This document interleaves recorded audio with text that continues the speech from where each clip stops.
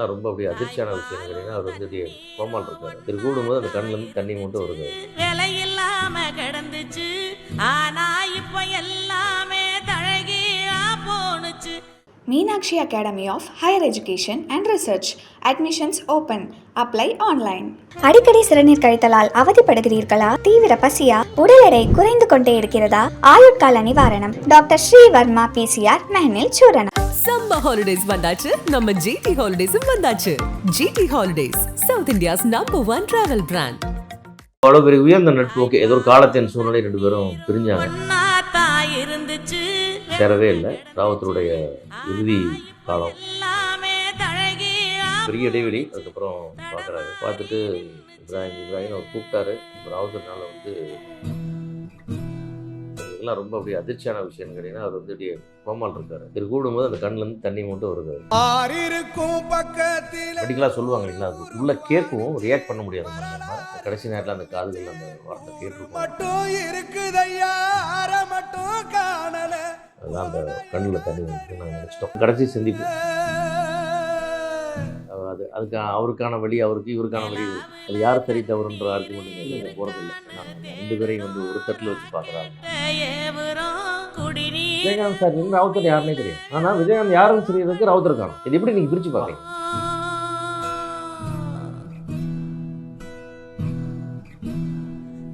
இறப்பு இறப்பு எல்லாமே அது காமன். இப்போ கேப்டன் அவர்கள் மறைவுக்கு அப்புறமா அந்த இழப்பை வந்து எவ்வளோ பேரால தாங்க முடியல அப்படிங்கும்போது நிறைய பேசினாம அவங்க ஷேர் பண்ணி நம்ம கேட்டோம். ராவுத்தர் அவர்கள் இருந்த அந்த நிகழ்வில் உங்களோட மைண்ட் செட் எப்படி சார்? ஆக்சுவலாக அந்த விஷயம் கேள்விப்பட்டு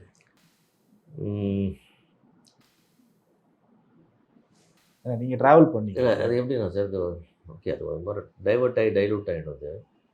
அது சார் அவ்வளோ பெரிய உயர்ந்த நட்பு. ஓகே, ஏதோ ஒரு காலத்தின் சூழ்நிலை 2 பேரும் பிரிஞ்சாங்க. நம்ம அதை பற்றி விவாதிக்க வேண்டாம். அது 2 பர்சனல் ரீசன்ஸ் பிரிஞ்சாங்க. அதுக்கப்புறம் வந்து சேரவே இல்லை. ராவுத்தருடைய இறுதி காலம் நல்லா தான் இருந்தார். ஹாஸ்பிட்டலைஸ் ஆனார், ஒரு கோமா ஸ்டேஜ் போயிட்டார். ராவுத்தருடைய இறுதி நேரம் வந்தார். ரொம்ப இருந்தாலும் வந்து நடுவில் பெரிய இடைவெளி. அதுக்கப்புறம் பார்க்குறாரு. பார்க்கும்போது அப்போ அவரும் கொஞ்சம் உடல் ரீதியாக கொஞ்சம் கேப்டன் தளர்ந்துருக்கிற நேரம். அப்போ தான் அந்த அவருடைய அந்த உடம்புல அவருடைய ஹெல்த் இஷ்யூஸ் பாதிக்கப்பட்ட நேரம். அவருக்கு பிகினிங் ஆரம்பம் பார்த்துட்டு இப்ராஹிம் அவர் கூப்பிட்டாரு. நான் விஜய் வந்திருக்கேன்னு பேசினார். அப்புறம் ராவுத்தர்னால வந்து ரியாக்ட் பண்ண முடியல. பட் எங்களுக்கெல்லாம் ரொம்ப அப்படியே அதிர்ச்சியான விஷயம் கேட்டிங்கன்னா, அவர் வந்து அப்படியே கோமால் இருக்கார். இது கூடும்போது அந்த கண்ணுலேருந்து தண்ணி மட்டும் வருது. ஸோ எல்லாம் மெடிக்கலாக சொல்லுவாங்க இல்லைங்களா, அது உள்ள கேட்கவும் ரியாக்ட் பண்ண முடியாது. மாதிரி அந்த கடைசி நேரத்தில் அந்த காதுகள் அந்த வார்த்தை கேட்டிருக்கோம் அவருக்கு. அதுதான் அந்த கண்ணில் தண்ணி வந்தது நாங்கள் நினச்சிட்டோம். அதுதான் கடைசி சந்திப்பு. அது வந்து அது ஒரு different kind of travel and episode. அங்கே போனோம்னா இது மொத்தம் டைம். புரியுது. அதுக்கப்புறம் அவருடைய இறப்பு, மரணம், அதுக்கப்புறம் நிறையா அதுக்கு அவருக்கான வழி அவருக்கு, இவருக்கான வழி இவருக்கு. அதில் யார் சரி தவறுன்ற ஆர்குமெண்ட் போகிறதில்லை. ஏன்னா 2 பேரையும் வந்து ஒரு தட்டில் வச்சு பார்க்குறாங்க. ஆனால் அவரின்றி இவர் இல்லை, இவரின்றி அவர் இல்லை. அது நீங்கள் சொல்ல மாதிரி காலத்தின் சார் அதான் சார் விஜயகாந்த் சார் இருந்து ராவுத்தர் யாருன்னே தெரியும். ஆமாம் ஆமாம். ஆனால் விஜயகாந்த் யாரும் தெரியறதுக்கு ராவுத்தர் காணும். இது எப்படி நீங்கள் பிரித்து பார்க்குறீங்க? Okay okay. இல்லை எனக்கு டீட்டெயிலாக காற்று வந்ததும் கொடி அசைந்ததா, கொடி அசைந்ததும் காற்று வந்ததா. இதுதான் இந்த 2ம் காற்றும் கொடியும் தான். நீங்கள் எதுக்கு எது வந்துச்சுலாம் சொல்ல முடியாது. அந்த மாதிரி வந்து இல்லை, அது விதி. இப்போ இதில் இவ்வளோ டென்ஷன் ஏற்றிக்கிட்டார்ல பொலிட்டிக்கில். அது வர வரைக்கும் அவர் மைண்டில் வந்து எந்த கஷ்டம் இல்லை, எந்த டென்ஷனும் அவர் இல்லை. ஏன்னா முதல்ல வந்து சார் ஃபஸ்ட்டு பேராசை இல்லை, ஆசையே இல்லை. அப்புறம் இங்கே பேராசை, காசை பற்றி கவலை இல்லை, எந்த லக்ஸுரி மைண்டில் இல்லை. அது வேணும் இது வேணுங்கிற பெரிய ஏக்கங்கள் கிடையாது.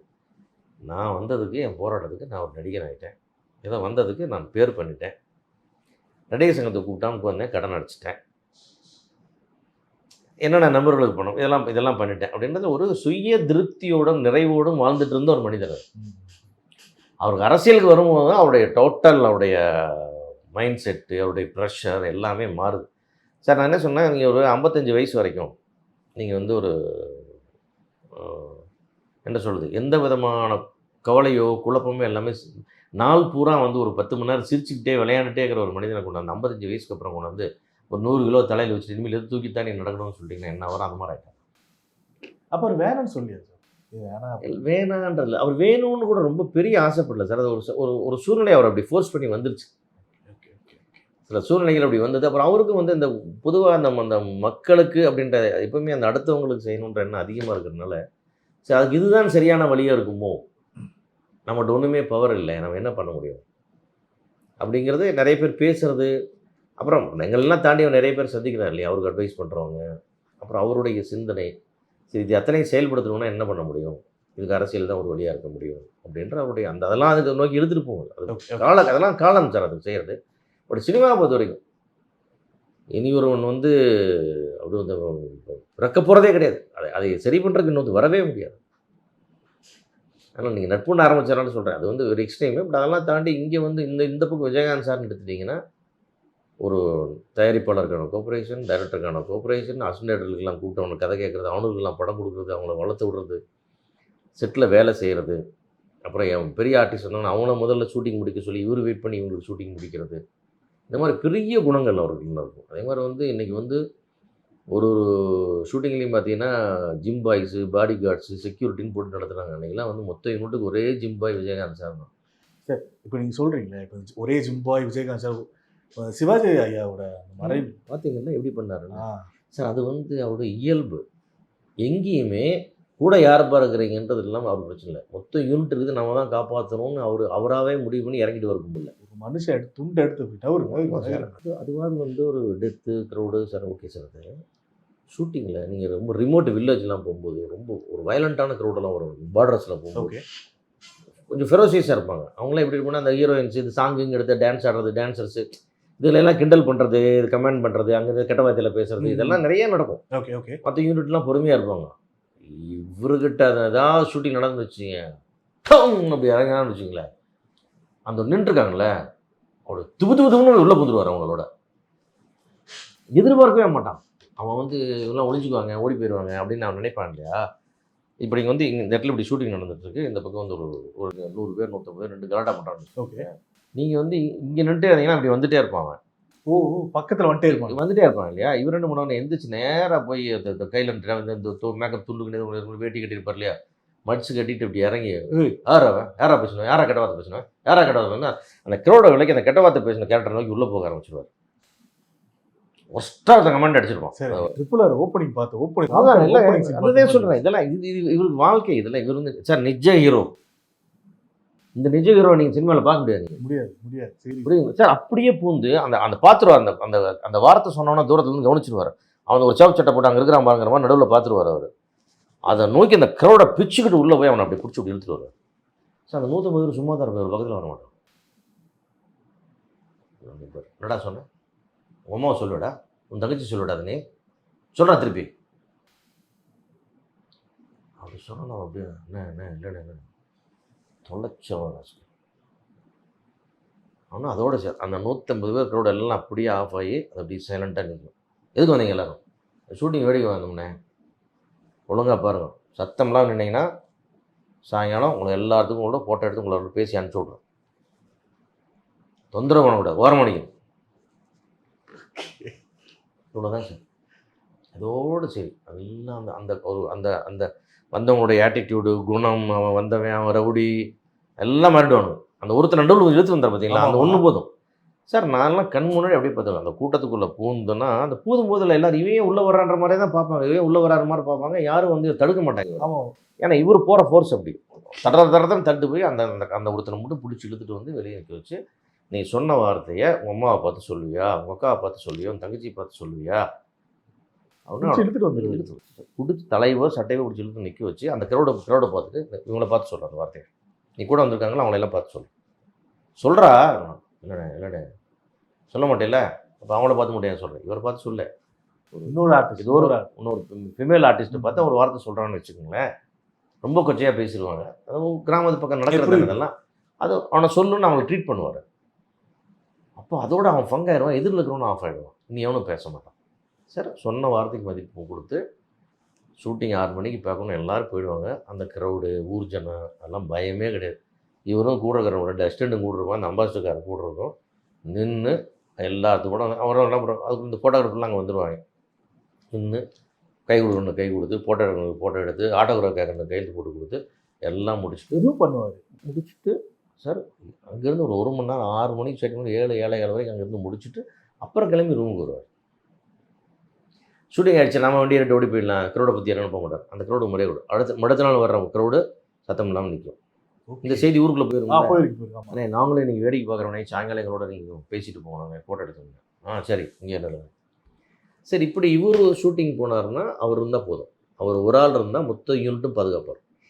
நான் எனக்கே ராஜமௌழி சார் இன்டர்வியூ பண்ணுறது சார் நீங்கள் மீட் பண்ணி கேட்குங்க சார், இந்த மாதிரி இன்சிடென்ட் எனக்கே கேள்விப்பட்டு அதை வச்சிங்களா அப்படின்னு. கூட்டம் சார் அதெல்லாம் சத்தியமாக சார் நான் போயிருக்கேன் சார். நான் வந்து எங்களுடைய பாட்டுக்குழுதில் வந்து அப்போ வந்து சென்ட்ரல் ஜெயில் வாசலில் ஷூட்டிங் பர்மிஷன் ஷூட்டிங் எடுத்துகிட்டு இருக்கோம். அந்த அக்கம் பக்கத்தில் அந்த அந்த அருகில் வசிக்கிற அந்த ஏரியாவில் இருக்கிற எல்லாரும் மக்களும் அப்படியே வந்து அந்த ஸ்லம்ஸ்லாம் இருக்கு இல்லையா, எல்லாரும் வந்து நிறைய பேர் கூப்பிட்டாங்க. கிட்டத்தட்ட வந்து ஒரு 1000 பேர்கிட்ட அந்த ஜெயிலுக்கிட்ட சுற்றிட்டாங்க. அப்போ உள்ளது பீக் இமேஜ் டைம் ஆகுது. சுற்றினோடனே அவன் போலீஸ் வந்து சொல்கிறான், சார் ஜெயில் வாசல் இதெல்லாம் நீங்கள் பண்ண முடியாது, கூட்டம்லாம் நான் கண்ட்ரோல் பண்ண லாண்ட் ஆர்டர் பிரச்சனை ஆகிட்டேன். அவங்களுக்கு சென்சிட்டிவ் ஏரியா. Okay okay.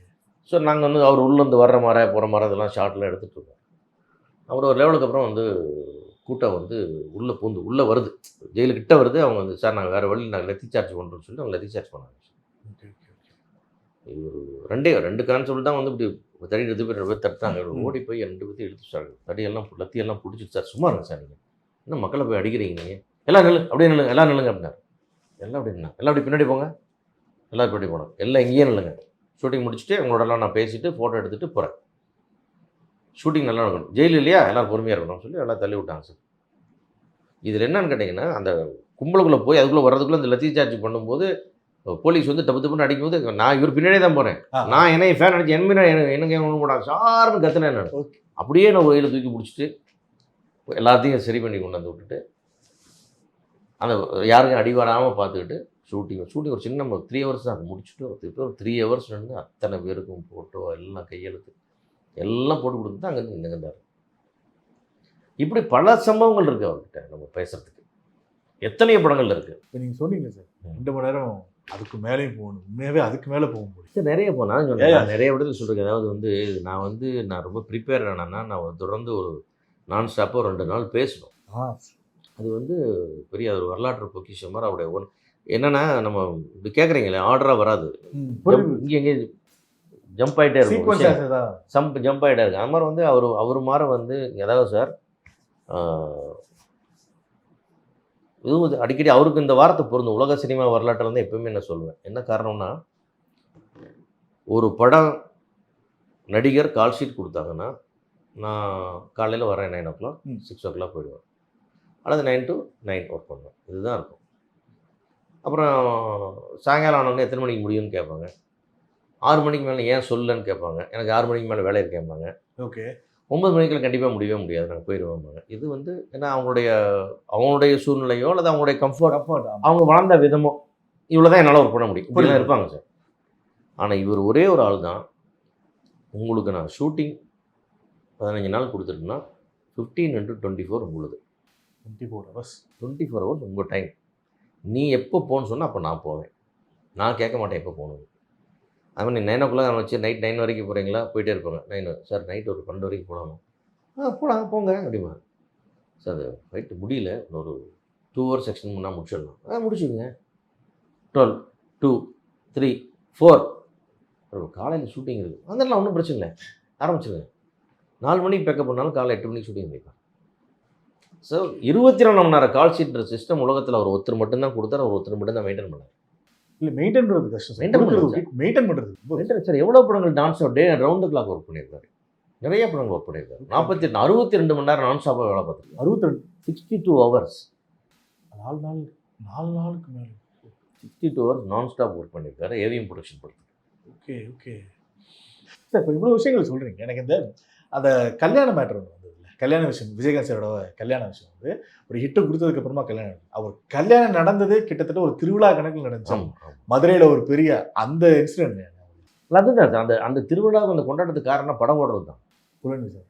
அந்த படம் மட்டும் ஃப்ளாப் ஆயிருந்தா அந்த கல்யாணமே கலையோடி போய் கலை இழந்திருக்கும். Okay okay okay. ஏன்னா அவர் ஒரு கிட்டத்தட்ட ஒரு ஃபெயிலியர் ஹீரோ லெவலுக்கு எடுத்துட்டாங்க. விஜயகாந்தெல்லாம் அவ்வளோதான்டா, ஸ்டைல் ஆகி போச்சு, முடிஞ்சிச்சு. 11 படம் ஃப்ளாப் பண்ணா என்ன சார்? இன்னைக்கு ஒரு ஹீரோ, இன்னைக்கு உள்ள ஹீரோக்கள் 11 ஃப்ளாப் யார் தாங்குவா சொல்லுங்க? வாய்ப்பே இல்லை. நடிப்பாங்களா 11 ஃப்ளாப்ல? நடிக்க முடியும். 4 ஃப்ளாப்ல காணாம போடுவாங்க. அதுக்கப்புறம் ஏதோ ஒரு வருஷம் குணச்சித்திரைக்கு 11 சுமார் இல்லை ஃப்ளாப்பு. என்ன ஆச்சுன்னே இது. நாங்களும் பிரமாதமாக பிளான் பண்ணி மணிவண்ணன் சார் படம் வருது, ரங்கராஜ் படம் வருது, அது வருது, இது வருது. அன்னைக்குள்ள பெஸ்ட் ஆளுங்களை எல்லாம் போட்டு பண்ணி பாரு ஒக்கோட. அது ஒரு நேரங்காலம் அந்த மாதிரி ஆகிப்போச்சு. சரி. அப்புறம் அந்த படம் வருது. அந்த படம் சக்ஸஸ்ஃபுல்லாக ஓடும்போதுனால தான் அது திருவிழாவாக மாறுச்சு. இல்லைன்னா ஒரு சாதாரண கல்யாணம். ஓகே. அப்புறம் அன்றைக்கி கலைஞர் வராங்க அப்படின்னு சொன்னால், பிறப்பே மூப்பனார் அன்றைக்கி தமிழ்நாட்டோட மிகப்பெரிய ஐக்கான் 2 பேர் அங்கே வர்றாங்கன்னா, மதுரைக்கு கல்யாணம் பண்ணி வைக்கிறாங்கன்னா, அது எப்படி இருந்து அந்த நேரத்துக்கு அது வெற்றி தான் பெரிய ப்ளஸ் ஆச்சு. நார்மலாக விஜயகாந்த் சார் ஒரு மக்களுக்கு அந்த சாப்பாடு கொடுக்குறாரு அப்படின்னாலே அதுவே ஒரு செம செலிப்ரேஷனாக இருக்கும். கல்யாண டைமில் சாப்பாடுல எப்படி சார் போட்டார்? என்னென்ன மாதிரியான அது ஆக்சுவலாக கல்யாணன்றது ரொம்ப கட்டுக்கடங்காத கூட்டமாக போச்சு. அதெல்லாம் நாங்கள் போட்ட பிளான்லாம் எதுவுமே நடக்கல. அதெல்லாம் எகிரி போய் எங்கேயோ போய் அந்த மண்டபத்துக்கு கதவெல்லாம் உடஞ்சி எல்லாம் பிச்சு அது வேற மாதிரி ஆயிடுச்சு. ஓகே. ராஜா முத்தையா மண்டபம்னு நினைக்கிறேன். ஆமாம், ராஜாமுத்து சார். ஆமாம், 12-14 அடி உயர உடன் கதவு சார். அவ்வளோ பெரிய கதவு. ஜனங்க போட்டு அமுத்துட்டு அதுவே உடஞ்சி கூட்டம். நம்ம நினைக்கிற கூட்டத்துக்கு அது சம்மந்தம் இல்லை. நீங்கள் சும்மா நாங்கள் ஒரு 5000 10,000 பேர் வர நினச்சி 50,000 பேர் வந்து என்ன பண்ணுவீங்க? அப்புறம் இன்வைட் பண்ணி தான் வரணும்னு இல்லை. இவர் மேலே இருக்கிற பிரியத்தில் மொத்தமாக இறங்கிட்டாங்க. சரி. அதனால இங்கே சாப்பாடு போட்டாங்க, யார் சாப்பிட்டா சாப்பிடல, எல்லாம் தெரிச்சு ஓடிட்டோம் நாங்களாம். கண்ட்ரோல்லே இல்லை சார், எதுவுமே கண்ட்ரோல் இல்லை. ஓகே. அது சரி, அது ஒரு விதமான பரபரப்புன்னு விட்டாச்சு. ஆனால் அது செம எக்ஸ்பீரியன்ஸ். ஆமாம், பயங்கர எக்ஸ்பீரியன்ஸ் சார். ஓகே. நான் ஸ்டார்டிங்கில் சொன்னேன் ஒரு 3 பேரை பற்றி. எனக்கு இந்த 2 பேரை பற்றி செம மெமரிஸ். தென் உங்கள் கெரியர்லையும் சரி, உங்களுக்கும் சரி, மிக முக்கியமான ஒரு வளர்ச்சியில் சரி, பர்சனலாகவும் சரி, குடும்பமாகவும் சரி, நல்ல ஒரு அங்கம் வகிப்பவர் இளையராஜா அவர்கள். இசைஞானி இளையராஜா அவர்கள் கொடுத்த பாட்டு இப்போ வரைக்குமே எனக்கு உங்கள் படங்கள் இருக்கிறது. ஐ திங்க் தெய்வ வாக்கில் வர அந்த நான் பாட்டாலே சொல்லி முடிச்சேன்னா எனக்கு எத்தனை தடவை கேட்டு டெய்லி என் பிளேலிஸ்ட் இருக்குது அந்த சாங்லாம். ஸோ இளையராஜா அவரோட ஒர்க் பண்ணும்போது அது ஒன்று இருந்திருக்கும். ஆனால் இப்போ இருக்கிற காலகட்டங்களில் பார்த்தீங்கன்னா இந்த ஓடிடி ஆடியோ ரைட்ஸுக்குன்னு தனியாகவே ஒரு 20-25 கோடிலாம் போகுது. அப்போ அவ்வளோ கிடையாது. ஐ திங்க் இந்த ஒரு ஃபார்மெட்டில் ஒரு பாதியாக அந்த டைமில் இருந்திருந்தா தலைவனார் எங்கே ஆல்ரெடி உயரத்தில் இருக்காரு, இன்னும் எங்கே போயிருப்பாருன்னு தெரியாது. ஸோ இளையராஜா அவர்கள் கம்ப்ளீட்டாக எவ்வளோ முக்கியம். அது எப்படின்னா சார், அது எனக்கு ஒரு சினிமாவில் எனக்கு அது ஒரு பெரிய வரம். ராஜா சாருக்கு எனக்குமான அந்த ஒரு பரிச்சயம், அன்பு, அவர் என் மேலே வச்சுருந்த அன்புன்றது அது ஒரு பெரிய வரம்.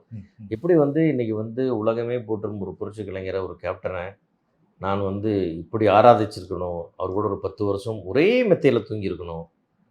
நான் சாப்பிடும்போது என் தட்டிலேருந்து எடுத்து சாப்பிட்ருக்காரு. நான் குடிக்கிற டீயை பிடிங்கி குடிச்சிருக்காரு. அவர் கொடுக்குற டீ என் கையில் கொடுத்துட்டு போயிருக்காரு. இதெல்லாம் எத்தனை பேர் கிடைச்சிருக்கும்? பாக்கியம். அது மாதிரி அதான் சொல்கிறது. சரி, இப்படி முடிச்சு பார்த்தீங்கன்னா நான் தூங்கிட்டு முடிச்சு பார்த்தா காலைல பக்கத்தில் தூங்கிட்டு இருப்பார். ஏன்னா நைட் லேட்டாக ஷூட்டிங் முடிஞ்சு பார்த்துருப்பார். இப்போது இந்த ஒரு பெரிய மெத்தையில் அவருக்கு ஒரு இடம், இவருக்கு ஒரு இடம்லாம் கிடையாது. எந்த கேப் இருக்கிறவங்க அங்கங்கே தூங்குவாங்க. பேச்சுலர் ரூம் மாதிரி. அது பேச்சுலர் ரூம் தான். அவர் அங்கே அவர் ஒரு கேப்பில் படுத்துருப்பார். ஒரு நாள் என் பக்கத்தில் இப்படி படுத்து முடிச்சு பார்த்து தூங்கிட்டு இருப்பார். ஸோ இது இதெல்லாம் சாப்பிட்டா போது என்ன நல்லா இருக்குது, என்ன சாப்பிட்றாது, இதை கொடு, இது ஒன்று பீஸ் எடுத்துக்குவார். இங்கே வா, சூப்பராக சாப்பிடுவார், வந்து கொடுப்பாரு. ஷார்ட் டீ குடிச்சிட்டு இருக்கும்போது ஷார்ட் இந்த குடி ஒன்று போயிடுவார்.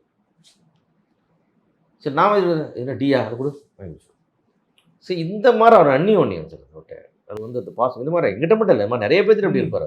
அவருக்கு பெரிய வேறுபாடெல்லாம், ஏற்றத்தாழ்வு, வேறுபாடு, சின்னவன் பெரியவன், அவரோட நான் 10 வயசு கம்மி. ஓகே. ஆனால் ரொம்ப பிடித்தமாக இருப்பார் எங்களோட. அந்த மாதிரி அதெல்லாம் எப்படி ஒரு பெரிய வரமோ. இன்றைக்கி இன்றைக்கி நான் சார் எப்படின்னா, நான் இந்த விஜயகாந்த் சாரையை முடிச்சுக்கிறேன். அவர் மறைஞ்சு போய் இருக்கும்போது எனக்கு ஒரு பெரிய ரெக்கக்னைசேஷன் கொடுத்தாரு. என்னை தயாரிப்பாளர் ஆக்குனார், திருப்பி அவரோட பார்ட்னர் ஆக்குனார், அவரோட ஆளின் நாள் இன்சார்ஜ் மாதிரி ஆக்குனார். எங்கே போனாலும் விஜயகாந்த் பேரை சொல்லி தான் என் பேரை சொல்கிற மாதிரி ஆக்குனார். அப்புறம் எல்லா நேரத்துலையும் ஒரு பெரிய மரியாதை கொடுத்தாரு. மரியாதைன்னு ஒரு படம் பண்ண அவரை வச்சு நான். அது அவருக்காகவே பண்ணணும். அம்மா கிரேஷன் அவரை வச்சு பண்ணலையே அப்படின்றதுக்காக பண்ண படம். ஒரு நாள் கேப்டன் உங்களுக்கு பார்க்கணும், ஒரு சின்ன விஷயம் பேசணுன்னா, இங்கே இருக்க ஆஃபீஸில் தான் வர்றேன். இப்போது எதிர்கட்சி தலைவராக இருக்கும்போது அவர் இருக்கும்போது ஒரு விஷயம் பேசணுன்னா நேராக தனியாக இப்படி அந்த புட்டக்கரெலாம் விட்டு தனியாக வா என்ன வேண்டாம் மேட்ரு இல்லை, அது வேண்டாம். எனக்கு ஒரு சின்ன பொலிட்டிக்கலாக ஒரு ஆப்ளிகேஷன் வந்துச்சு, அதை அவர் கன்வே பண்ணேன். அது வேண்டாம் சொல்லிட்டு முடியாதுன்னு சொல்லிட்டேன். சரி, அப்போ சார் டீ கொடு, டீ சாப்பிட்டு கிளப்பிடுவார். இந்த மாதிரி எல்லாம் நமக்கு ஒரு பெரிய இன்றைக்கி உலகம் பூரா நான் எங்கே போனாலும் சார், நான் அடிக்கடி வெளியே நிறைய ட்ராவல் பண்ணுறோம் இல்லைங்களா, எந்த நாட்டுக்கு போனாலும் எங்கே பார்த்தாலும் முதல்ல இந்த டி சிவா ப்ரொடியூசர்ன்றதை தாண்டி ஏதோ சில படங்கள் நடித்ததுன்ற நடிகன்ற லேபிளை தாண்டி 90% என்னை கைப்பிடிக்கணும். கேப்டனை பற்றி நீங்கள் பேசுனதை பார்த்தேன், கேப்டன்னா எனக்கு உயிர் சார், கேப்டனோட ஃபேனு. இப்படித்தான் 90% என் கூட வந்து செல்ஃபி எடுக்கிறாங்க, என்னை கூப்பிடுறாங்க, என்கிட்ட பேசுகிறாங்க. ஸோ அவர் செத்தும் கொடுத்தான் சேதக்காதின்னு சொல்கிற மாதிரி அவர் இறந்தும் எனக்கு இன்னும் உலகத்தில் பெரிய மரியாதை கொடுத்துக்கிட்டே இருக்கார். சார் அவரை பற்றி பேச வேண்டியது என்னுடைய கடமை. நான் பேசி ஆகணும், என் உயிருள்ள வரைக்கும் நான் அவருடைய புகழை பாடியே ஆகணும். நான் அது என் கடமை. ஆனால் அதுக்கு இன்னும் பெட்டர், அது கூட நீ ஒன்றும் சும்மாலாம் பண்ண வேணாயா, போகிற போகிறவனுக்கு நான் மரியாதை கொடுக்குறேன்னு. அதை கூட அவர் கேப்டன் என்கிட்ட இலவசமாக எடுத்துக்கலன்னு சொல்லுவாங்க. Okay okay. அவர் என்ன கொடுக்குறாரு எனக்கு போகிற பக்கம்லாம் தழுவுறாங்க சார். ஐயோ கேப்டனை பற்றி இப்படி சொன்னீங்களே, நீங்கள்லாம் கேப்டன் கூட இருந்தீங்களே, அப்படி தான் வந்து எல்லாரும் என்கிட்ட வந்து அப்படி சார் என்னை பார்க்கும்போது ஒரு அந்த கேப்டனை பற்றி ஏதோ ஒரு அத்தாரிட்டி மாதிரி என்கிட்ட வந்து பேசுகிறாங்க. அது எவ்வளோ பெரிய பெருமைன்னு சொல்கிறேன். இன்னும் எனக்கு கொடுத்துக்கிட்டே இருக்கார் மரியாதை. இப்போ நீங்கள் சொல்ல சார் எனக்கு என்ன தெரியுமா, இப்போ ஒரு Sunday time Saturday time last week Koyambedu side தான் போக வேண்டியது. சரி, நான் போயிட்டு வந்துட்டு இருந்தோம். அது பெரிய அந்த டூரிஸ்ட் ஸ்பாட்டோ இந்த பீச் மாதிரி இடமோ கிடையாது. அவ்வளோ மக்கள் கையில் பிளாஸ்டிக் பூவில் பூ வாங்கிட்டு இன்னமும் போயிட்டு இருந்தது. என்ன எப்படியா வாழ்ந்துருக்கியா மனுஷன் அப்படிங்கிற மாதிரி எனக்கு தோணுச்சு. இதை விட பரவாயில்ல சார், நீங்கள் வந்து இதையும் சொல்லுவோம், உலக வரலாற்றில் எங்கேயாவது நீங்கள் இன்னும் கூட சோக்கால் நம்முடைய பெரிய பெரிய தலைவர்கள், நடிகர்கள், சமாதிகள்லாம் இருக்குது, போய் பாருங்கள். எங்கேயாவது போவாங்க, ஓகே, அஞ்சலி செலுத்துவாங்க, பூ கொடுக்குவாங்க. வீட்டிலேருந்து சாப்பாடு கட்டிட்டு வந்து வச்சு வர்றவங்களுக்கு சாப்பாடு கொடுக்குற சமாதியை பார்த்துருக்கீங்களா? உலகத்தில் பார்த்துருக்கீங்களா? இந்த சோறு போட்டாருன்னு சொல்கிறாங்களா, அந்த சோறு போட்டவருக்கு என்ன தெரியுங்களா செய்கிறாங்க? வீட்டிலேருந்து ஒரு 4 தூக்கு பச்சில் சாப்பாடு பண்ணி கொண்டாந்து அந்த கேப்டன் நினைவாலயம் இடத்துல போய் அந்த சாப்பாடை வச்சு சாமி கும்பிட்டுட்டு வெளியே வந்து நின்று வர்றவங்களுக்கெல்லாம் பிரசாதம் மாதிரி கொடுத்துட்ருக்காங்க. இதை உலகத்தில் ஒரு ஒரு அடக்கம் செய்யப்பட்ட இடத்துல எங்கேயாவது யாருக்காவது இந்த மரியாதை கிடைச்சதுன்னு சொல்லுங்கள். கோவிலுக்கு அப்புறம் சார் கோவில் மாதிரி சார் வந்துட்டு வந்து வீட்டில் புளி சாதம், தயிர் சாதம் எல்லாம் பண்ணிட்டு வந்து இந்த தொண்டையில் போட்டு எல்லாத்தையும் போட்டு வரவங்களுக்குலாம் கொடுக்குறாங்க. தினம் யாராவது வந்து அவங்க பர்சனலாக சார் அவங்களுடைய ட்ரஸ்ட்டு சார்பில், கட்சி சார்பில் அவங்க சாப்பாடெல்லாம் போடுறாங்க, இன்னும் அதை பெருசாக பிரம்மாண்டமாக பூஜைகள் பண்ணுறாங்க. ஆனால் வர்ற பப்ளிக் ஒரு டிவிஎஸ் 50 வர்ற ஒரு ஹஸ்பண்ட் ஒய்ஃபு ஒரு குழந்தையை கொண்டாந்து அந்த வண்டி இன்னிப்படி அந்த டிவிஎஸ் 50 இந்த கேரியரில் கொண்டாந்து 2 பாத்திரத்தை வச்சுக்கிட்டு அவங்க வரவங்கள கொடுத்துட்ருக்கேன். அவங்களுக்கு என்ன வேணும்னு சொல்லுங்கள், என்ன எதிர்பார்க்குறாங்க அவங்க? சோறு போட்டார், ஆமாம் சோறு போடுங்க. இப்போ நீ எத்தனை பேரை தூண்டி விட்டு போயிருக்காரு அவர் சோறு போட சொல்லி? சார் இனி இந்த சினிமாவில் நாங்கள் சாப்பிட்ற அத்தனை பேர் சாப்பாடுமே கேப்டன் சாப்பாடு. அவர் காமிச்ச வழியில் வர்ற சாப்பாடு, அவர் கொடுத்த வெரைட்டி, அவர் கொடுத்த குவாலிட்டி, அவர் கொடுத்த குவான்டிட்டி எல்லாமே தான் இன்றைக்கி சினிமாவில் போட்டுருக்கு. இன்றைக்கி ஒரு வயிற்று சாப்பாட்லேயும் அவருடைய பேர் இருக்குது. எத்தனை ஆண்டுகள் ஆனாலும் இந்த சினிமாவில் யாரா சாப்பாடு போட்டு பழக்கினா, இந்த சினிமாவுக்கு யாரா சாப்பாடு போட சொல்லி கொடுத்தா அது அவர் தான். நான் இன்றைக்கி அவரை பற்றி பாராட்டி பேசினேன். இதுக்கு நான் வெளியே போனால் 4 பேர் என்ன கட்டி பிடிக்கிறான், கூட கணக்கு கழிச்சு வச்சுட்டாரு. புரியுதுங்களா? அவர் என்ன உங்கள்கிட்ட என்ன நான் கேட்டேன்னு கேட்டேன். நான் நினச்சிக்குவேன், எனக்கு ஒரு வாட்டி எனக்கு வந்து ரொம்ப எமோஷனலான மூமெண்ட்டாக இருக்கும். அதுக்கு ஒரு வாட்டி பார்க்க வந்து ரொம்ப பேசுவாங்கன்ட்டு, சார் இந்த பாட்டியில் நீ இப்படி சொன்னீங்க இல்லையா, அந்த வீட்டில் சொன்னீங்க, ரொம்ப நான் அழுதுட்டேங்க, அந்த நீயா நான் நீங்கள் பேசுனதை பார்த்து அழுதுட்டேங்க, இப்படி நிறைய பேர் சொல்லும் போதில்ல, இன்னும் அவர் வேறு எனக்கு அது உள்ளேயே வாழ்ந்துகிட்டே தான் இருக்கார், போகிறதே கிடையாது. அவர் இப்படி உலகம் பூரா நமக்கு பெரிய சிறப்பு கொடுக்குறாரு. எங்கே போனாலும் அவரை பற்றி பேசுகிறோம். அது வந்து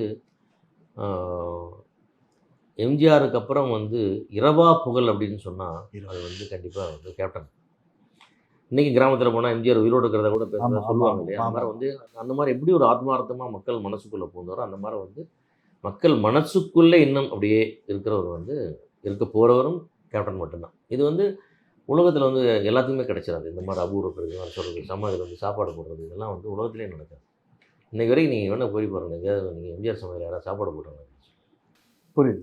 ஓகே, இப்போ அதை குறைச்சி சொல்ல இவருடைய தனித்தன்மை அது. ஆமாம். Meenakshi Academy of Higher Education and Research. Admissions open. Apply online. அடிக்கடி சிறுநீர் கழித்தலால் அவதிப்படுகிறீர்களா? தீவிர பசியா? உடல் எடை குறைந்து கொண்டே இருக்கிறதா? ஆயுட்கால நிவாரணம். டாக்டர் ஸ்ரீவர்மா PCR மெஹனில் சூரணம். சம்மர் ஹாலிடேஸ் வந்தாச்சு, நம்ம GT ஹாலிடேஸும் வந்தாச்சு. GT holidays, south India's number 1 travel brand.